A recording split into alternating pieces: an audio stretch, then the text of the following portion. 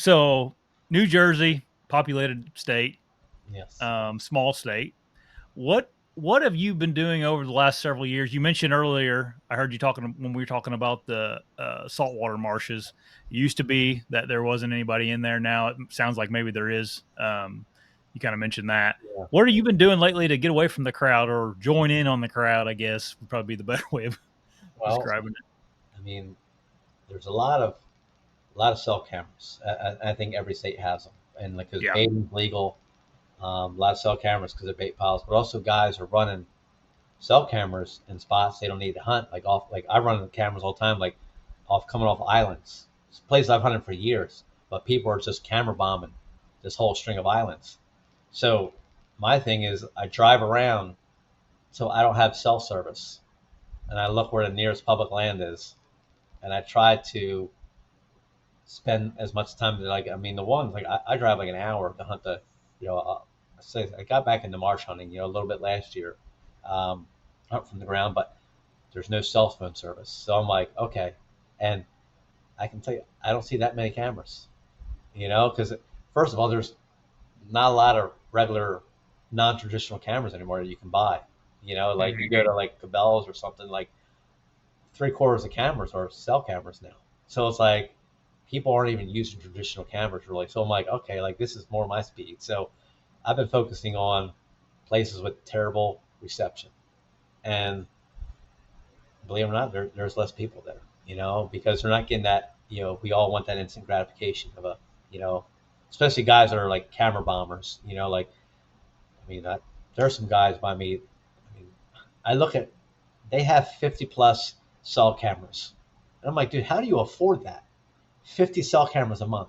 Like, I, I'm cheap, I guess. I don't know. I guess I can afford it if I want to, but I'm like, dude, this is like a lot of money. And I'm like, Mhm. I would have to be like guaranteed dear multiple giant bucks every year to afford that monthly bill. Like, it's just not worth it. But guys, there's camera bombing areas and they're killing deer. It's working for them. But I just, no cell phone service. That's kind of where I've been spending my time. That's a good tip. You know, It's getting harder to find those places yeah, too. Technology yeah. advancing. And like Delaware, like you can't use trail cameras in public.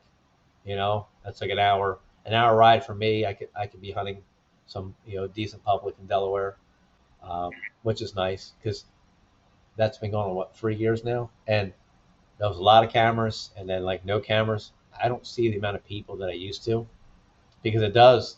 There's a whole generation that grew up hunting with trail cameras. You take those trail cameras away, people stop hunting.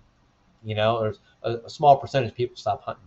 Because it's like I don't know what's in the woods. Like the whole woodsmanship is kind of disappearing from a lot of people, especially like the younger generation, because you got second generation people that they've been hunting 20 years, but their dad maybe was a woodsman, but now like they grew up trail cameras, and maybe their kids all relying on this trail cameras, food plots, and stuff like that.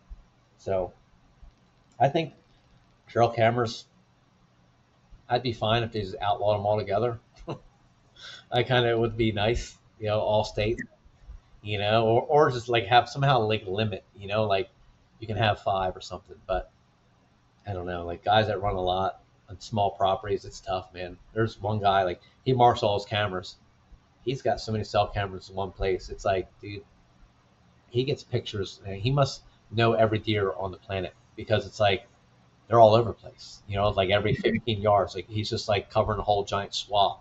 And I'm like, is that hunting? I don't know. Like that's like you're really blurring the lines there of like ethics, in my opinion. Yeah, I totally agree with you. It's also just like I don't know, man. We have these awesome public lands that we all kind of have to share, and Yeah, it just feels a little bit like litter at some point in yeah. time too. Like it's just so much crap hanging around everywhere, and Like, I don't.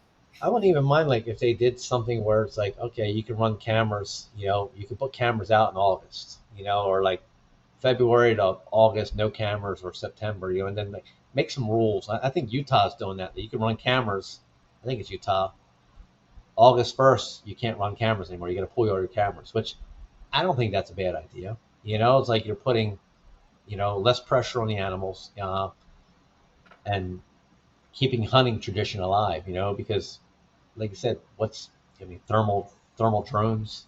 It's like deer drone recovery. It's like we're really blurring the line sometimes on what's ethical and what's not, in Yeah. my opinion. Yeah. It'll be interesting to see where, the with technology advancements, where we're going to be in 10 years and what gets, if you want to say outlawed or regulated more. I'm all, if it's your own land and your own property and you bought that with your own hard money, like that's one thing to me. But like the public land, it's just people can abuse it. And another thing that is annoying to me with the amount of cameras or cell cameras in the woods is that just like whether they do this or not, it's like the whole spot uh what do you want to call it, where they think they own that spot now Yeah, because they have a clean camera in area. it. Yep. Yeah.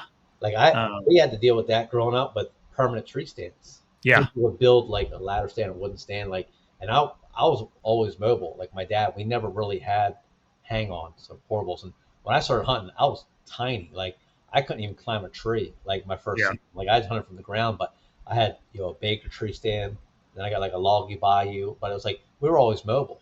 It's like we Mhm. never hunted the same area twice. But you getting it set up in the dark, and a dude comes climbing up, and like I'm 15 years old, like, and you got like this grown man like yelling at me, and it's like I don't know, man. I came up here in the dark. I didn't realize this your area, Yeah. because you put a stand there. Now, like we've run that with the bait piles, guys running. You're cutting me off, dude. I don't know. Like I'm looking at the map. This is a creek bottom here. It's branched off. I'm at the bottom of it. I didn't know you had a bait pile 80 yards away. Like I don't care about your bait pile. Like, but it's like Mhm. I've gotten quite a few confrontations with people. Like, it's like it's just over deer, man. Like, come on, man. Like, Yeah. it's like people like fighting over fish. Like, what's the point, dude? Like, I just don't understand the rage that people have. Oh yeah.